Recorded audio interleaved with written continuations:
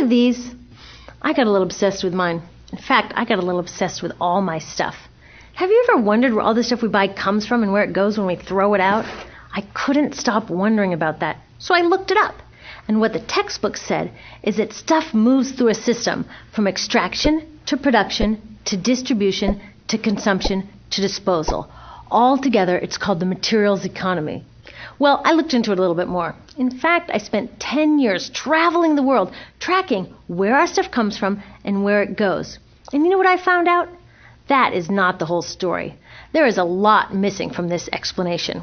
For one thing, this system looks like it's fine. No problem. But the truth is, it's a system in crisis.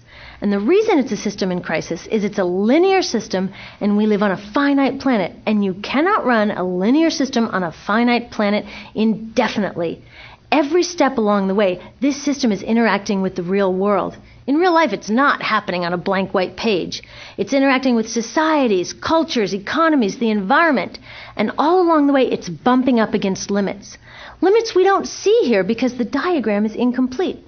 So let's go back through. Let's fill in some of the blanks and see what's missing. Well, one of the most important things that's missing is people. Yes, people. People live and work all along this system. And some people in this system matter a little more than others. Some have a little more say. Who are they? Well, let's start with the government. Now, my friends tell me I should use a tank to symbolize the government, and that's true in many countries and increasingly in our own. After all, more than 50% of our federal tax money is now going to the military.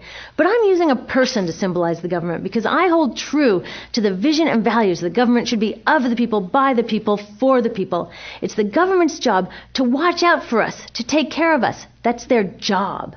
Then along came the corporation. Now, the reason the corporation looks bigger than the government is that the corporation is bigger than the government.